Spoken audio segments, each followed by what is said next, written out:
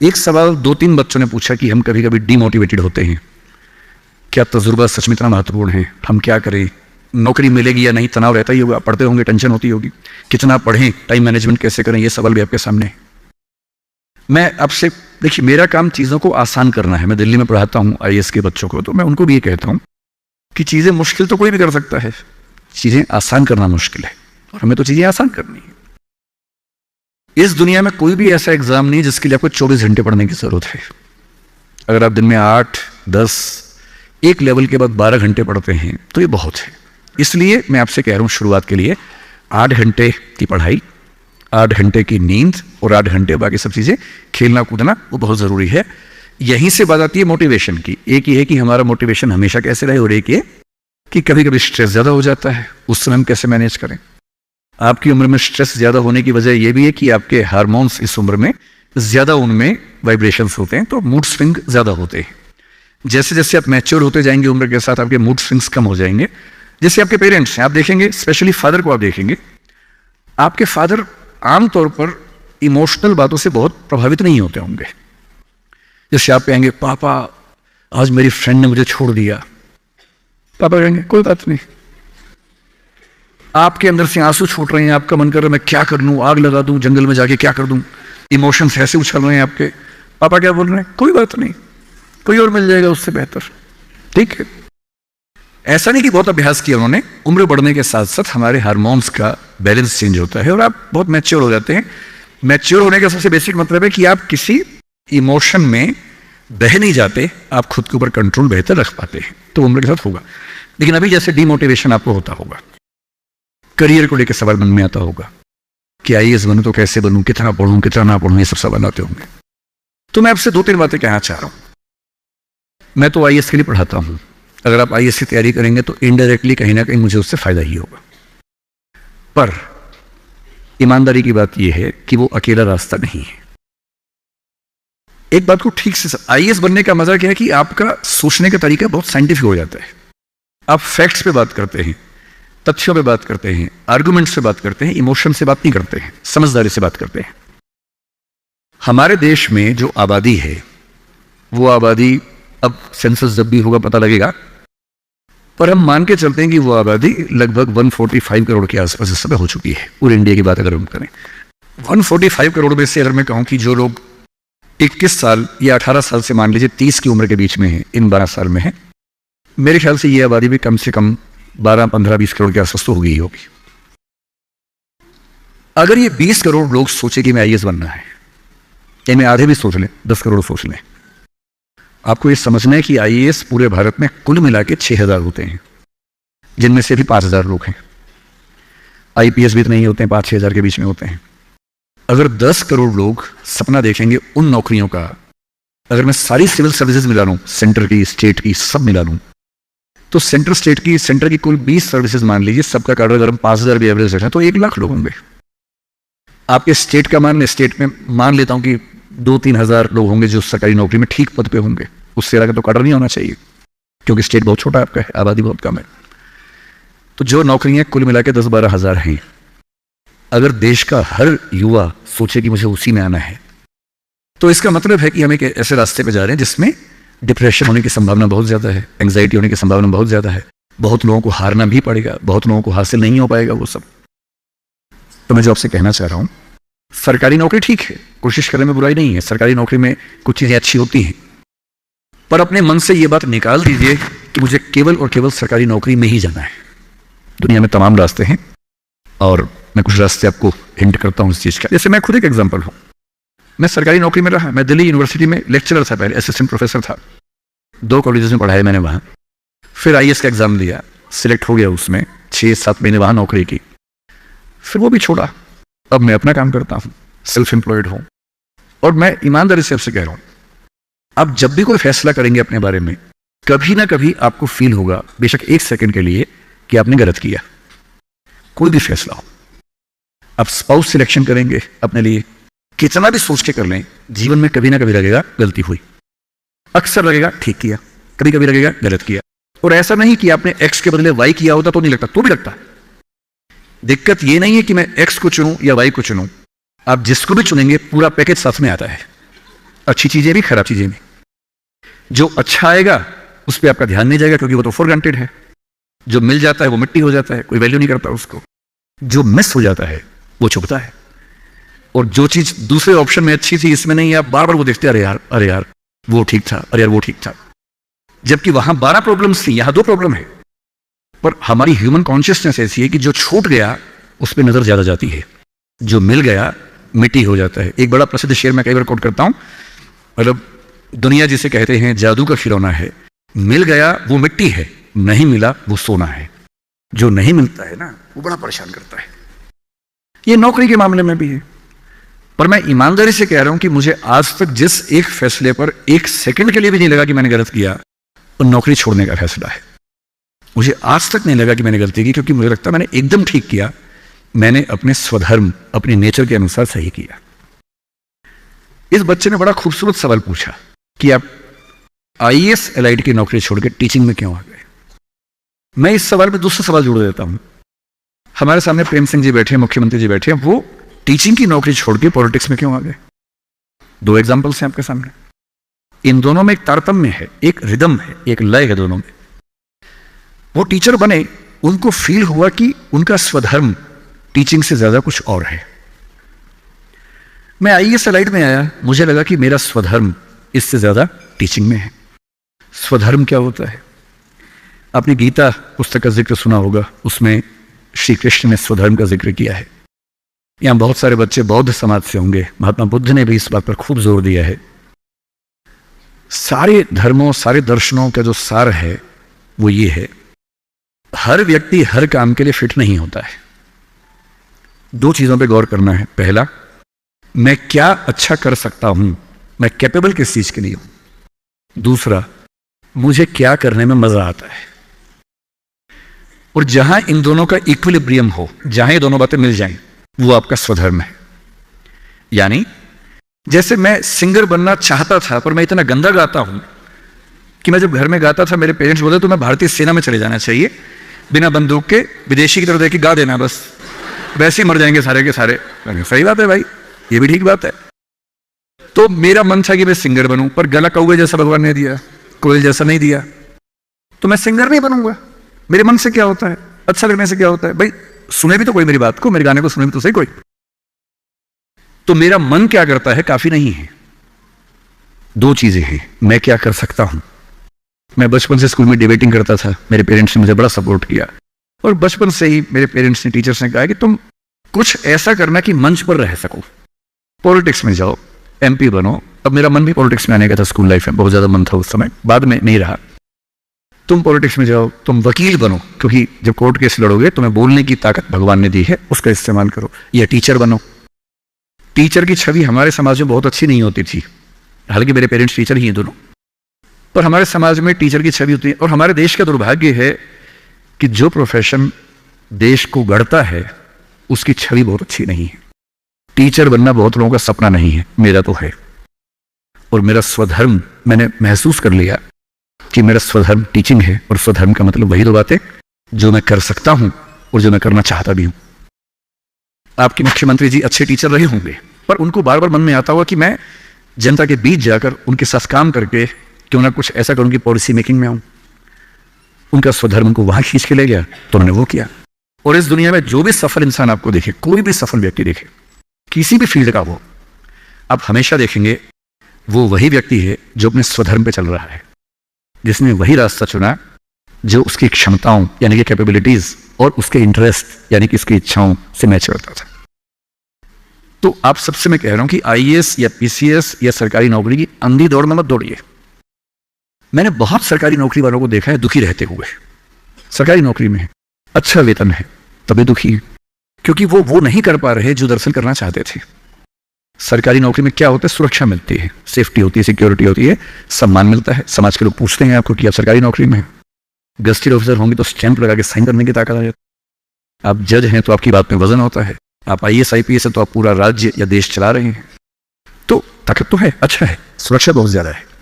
सबसे पहले ध्यान से सोचिए कि आप अपने जीवन से चाहते क्या है। मैंने जब नौकरी की तो मैंने फील किया कि इस नौकरी से मेरी जो मूल जरूरतें हैं वो पूरी हो नहीं पा रही। क्या जरूरतें हैं?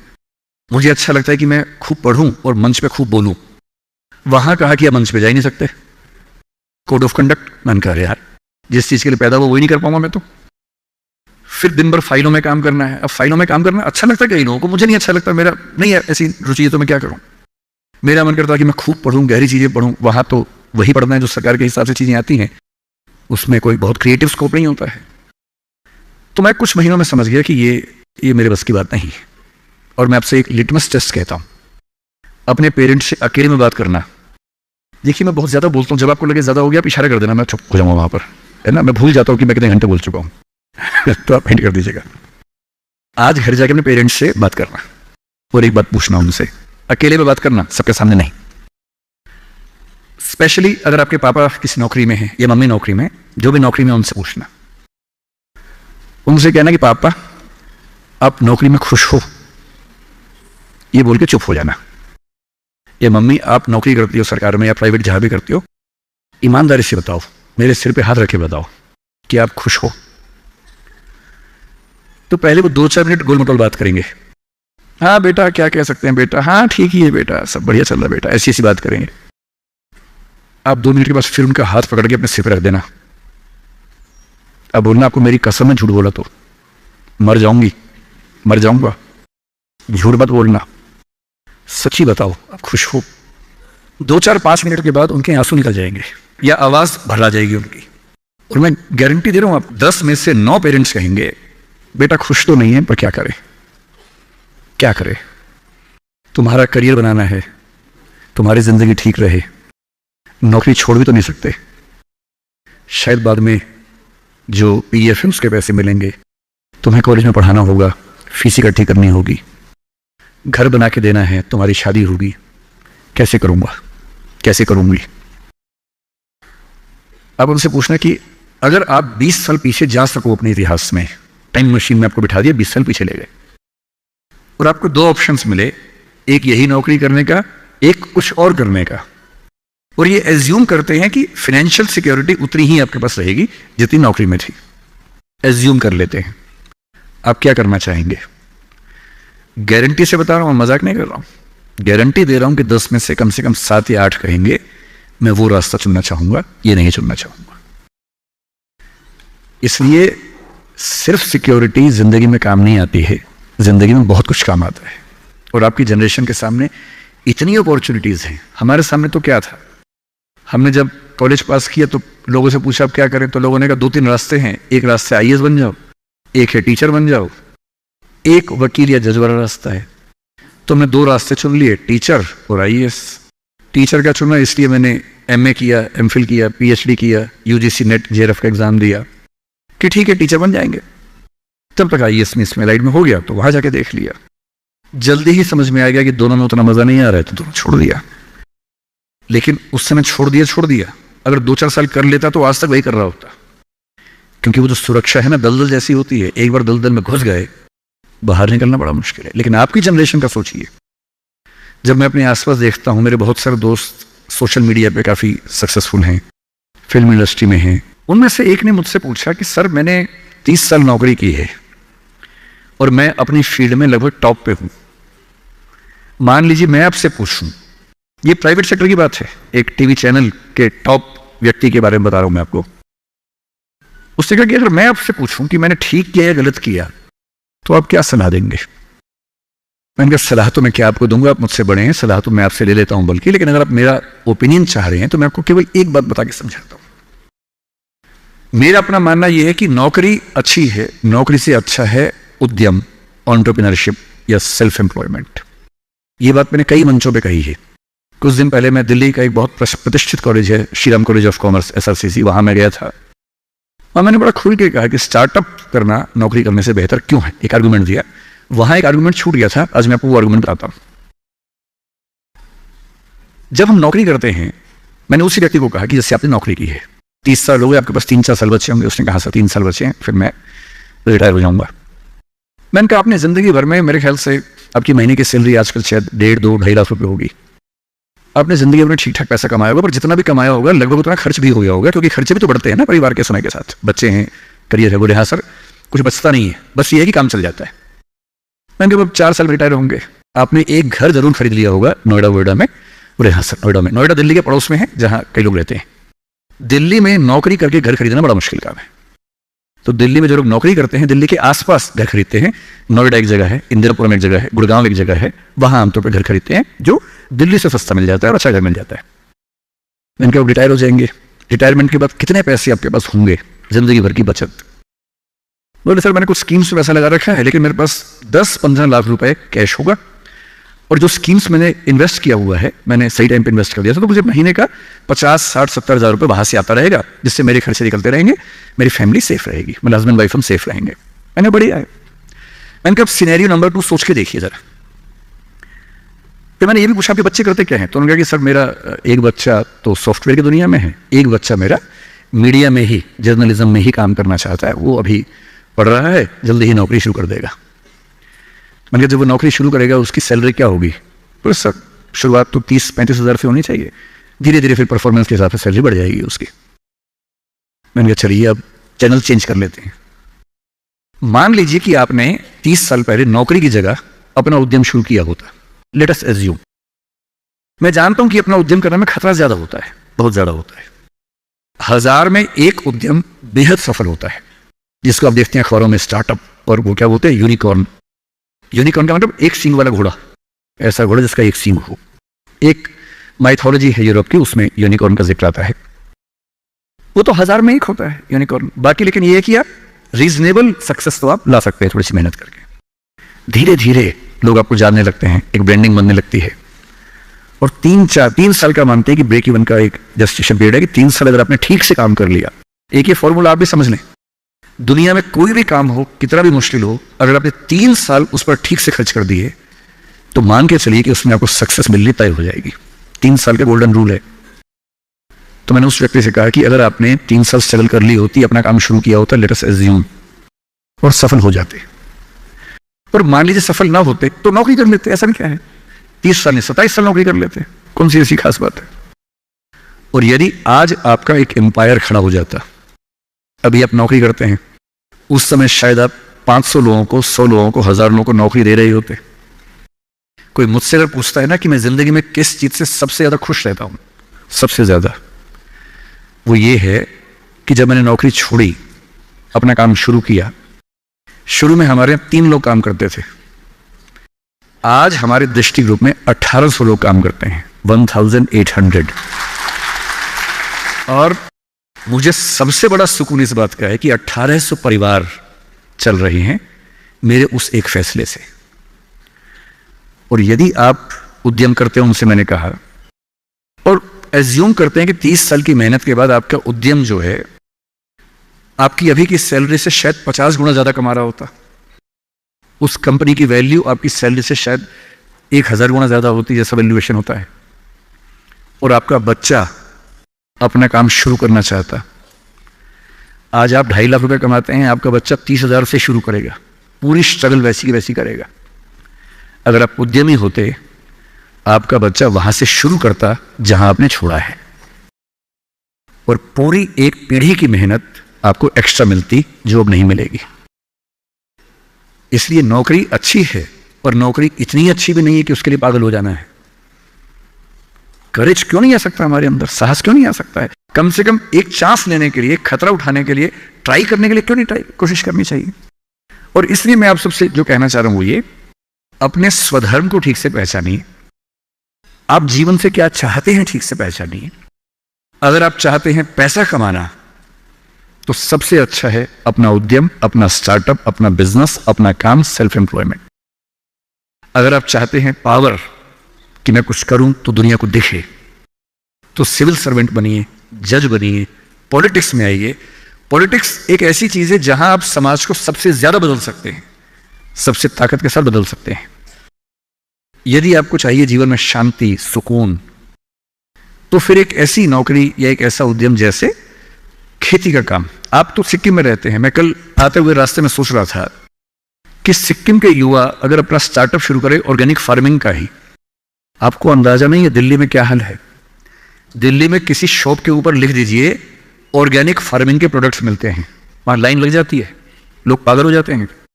वो केमिकल पेस्टिसाइड्स और केमिकल फर्टिलाइजर्स खा खा के इतने पगला चुके हैं हम लोग, जिस शॉप पे लिखा हो ऑर्गेनिक प्रोडक्ट्स, मतलब अजीब हाल हो जाता है। सिक्किम के युवा, जब आपका स्टेट दुनिया का पहला स्टेट ऐसा है जहां ऑर्गेनिक फूड मिलता है सिर्फ, आपके पास तो दी हुई ब्रांडिंग है पहले से, उस ब्रांडिंग का इस्तेमाल करके अगर आप दिल्ली में, और दिल्ली ही क्यों, दुनिया भर में आजकल तो एक एप्लीकेशन बनानी है, ऑनलाइन ऐप बनानी है, दुनिया भर में प्रोडक्ट सेल करना है। और अगर आप ऐसा कोई प्रोडक्ट लाएं और सिक्किम में 10-20 यूनिकॉर्न खड़े हो जाएं, यूनिकॉर्न का मतलब है एक ऐसी कंपनी जिसकी वैल्यू $1 बिलियन की है। $1 बिलियन का मतलब आज के ज़माने में होता है लगभग 10,000 करोड़ रुपए या 9,000 करोड़ रुपए। वैल्यू, इनकम नहीं, वैल्यू, कंपनी की वैल्यू इतनी है। और ये आजकल बहुत मुश्किल नहीं होता है, बस 2-3 साल की गंभीर स्ट्रगल। फिर मैं एक बात और सोच रहा था, जब मैं बागडोगरा से यहाँ आया, मैंने कल महसूस किया कि जो north eastern part of country है, जिसमें सिक्किम भी है, बाकी राज्य भी हैं, हम तो दिल्ली में रहते हैं। मुझे दिल्ली से कहाँ जाना होता है, मैं बॉम्बे अक्सर जाता हूँ, इलाहाबाद जाता हूँ, लखनऊ जाता हूँ, जयपुर जाता हूँ, जहाँ भी जाना होता है अगर मैं सड़क से जाऊँ तो कुछ घंटे, बॉम्बे तो अब 12 घंटे का हो जाएगा, पहले 24 घंटे का था। और फ्लाइट हर जगह की है, फ्लाइट में बैठे 2 घंटे बॉम्बे, 1 घंटा इलाहाबाद, आधा घंटा लखनऊ, आधा घंटा जयपुर, बात खत्म, पहुँच गए। अब मैं सिक्किम आना चाह रहा हूँ, कल को शायद मैं अरुणाचल जाना चाहूँ, नागालैंड जाना चाहूँ, मैं बहुत आसानी से पहुँच नहीं पा रहा हूँ। ये दिक्कत तो सब लोगों के साथ है। आपका दिल्ली के साथ, देश के बाकी हिस्सों के साथ कांटेक्ट इतना कमजोर है, चिंता की बात है। पर यह चिंता केवल सरकार के लिए क्यों है, एक रास्ता भी तो है। कल मैंने रास्ते में एक चीज सोची, आपसे शेयर करता हूं, शायद आप में से इस रास्ते पर चलना चाहे। हवाई जहाज तो उसके लिए बहुत बड़ी पट्टी चाहिए होती है। मुझे पता है कि यहां पड़ोस में एक हमने एयरपोर्ट बनाया है जो मौसम की वजह से कम चल पाता है। हेलीकॉप्टर एक बहुत बड़ा स्ट्रक्चर होता है जिसको मैनेज करना आसान नहीं होता है। अगर आप टेक्नोलॉजी को ठीक से समझते हो तो अभी दुनिया के कुछ देशों में एक्सपेरिमेंट्स हुए हैं, एक्सपेरिमेंट सक्सेसफुल हो चुके हैं। आप यूट्यूब पर सर्च कीजिए, मिल जाएंगे आपको। क्या एक्सपेरिमेंट है? एयर टैक्सी का, हवाई टैक्सी। कई कंपनियों ने अलग अलग तकनीक से यह प्रयोग करके देख लिया है। उबर इस पे कुछ एक्सपेरिमेंट्स कर रहा है। हमारे प्रधानमंत्री श्री नरेंद्र मोदी की बात भी उबर कंपनी के मालिक से 3-4 साल पहले हुई कि उबर टैक्सी हम चलाएंगे, एयर टैक्सी चलाएंगे दिल्ली में जल्दी ही।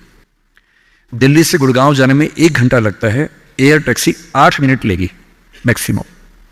टैक्सी कैसे काम करेगी? आपने ड्रोन देखे हुए हैं, हेलीकॉप्टर भी तो इस तरह का ड्रोन ही होता है। एक कार जैसा इंस्ट्रूमेंट है जिसपे 4 पंखे लगे हैं, वो ड्रोन बन के उड़ता है और एक जगह से दूसरी जगह ले जाता है। बैटरी ड्रिवन चीजें भी आने शुरू होने वाली हैं जो कि बहुत कॉस्टली नहीं पड़ती हैं ऑपरेट करने में। मैं कल ही सोच रहा था कि नॉर्थ ईस्ट में अगर कुछ ऐसे युवा हो, कुछ सिक्किम में हो, कुछ अरुणाचल में हो, नागालैंड में हो, त्रिपुरा, मिजोरम, मेघालय में हो, और मिलके कुछ ऐसी कंपनियां बनाएं सरकार की पॉलिसी से बात करके, और मेरे ख्याल से सभी राज्यों के मुख्यमंत्री दिल्ली में बात करेंगे। सिविल एविएशन मिनिस्ट्री से, होम मिनिस्ट्री से परमिशन जो रिक्वायर्ड है वो लेने के बाद उबर जैसी कंपनियों से टाई अप करके जैसे भी करना चाहें, अगर हमारे पास एयर टैक्सी का एक अच्छा मॉडल बन जाए। कल जब मैं तीस्ता के पास से निकला, मैंने अपने ड्राइवर साहब से पूछा, क्योंकि पुल 1-2 टूट गया बता रहे थे, बहुत मिट्टी मलबा जमा था। मैंने उनसे पूछा कि जैसे नदी के सामने जो गांव है, अगर मुझे यहाँ से वहाँ जाना हो, पुल तो टूट गया, कैसे जाएंगे? उन्होंने बताया कि यहाँ से वहाँ जाने के लिए 50 किलोमीटर पीछे जाके एक पुल पार करके आना पड़ेगा क्योंकि अभी पुल टूट गया है। और मैं सोच रहा हूँ कि मान लीजिए इस नदी के इधर और उधर 2 दोस्त रहते हों, या किसी बच्चे का घर इधर है, स्कूल उधर है, अब वो कैसे जाएगा? और ऐसा क्यों ना हो कि इस राज्य की भौगोलिक स्थितियों को देखते हुए हमारे पास एयर टैक्सी के छोटे छोटे मॉडल्स बहुत जगहों पर हों, जो बहुत कम फीस पर वो सारा डिस्टेंस ट्रेवल करने में हेल्प करते हों। और ये उद्यम बाकी राज्यों के लोग यहाँ के करें, क्या इससे बेहतर नहीं है कि सिक्किम के बच्चे ये उद्यम करें? और सिक्किम के टूरिज्म के डेवलपमेंट में सिक्किम को फायदा हो, ये तो होना ही चाहिए। इसलिए मेरा आप सबसे रिक्वेस्ट ये है, आपको सिविल सर्विस की तैयारी करनी, मैं बता ही दूंगा, वो तो मेरा काम है ही, मैं रोज वही बताता हूँ। तो मैंने अभी तक आपके 2 सवालों को एड्रेस किया, एक अंतिम सवाल टीचर्स वाला और एक थोड़ा सा मोटिवेशन लेके बात समाप्त करूंगा, क्योंकि मुझे अंदाजा है कि काफी ज्यादा हो गया होगा।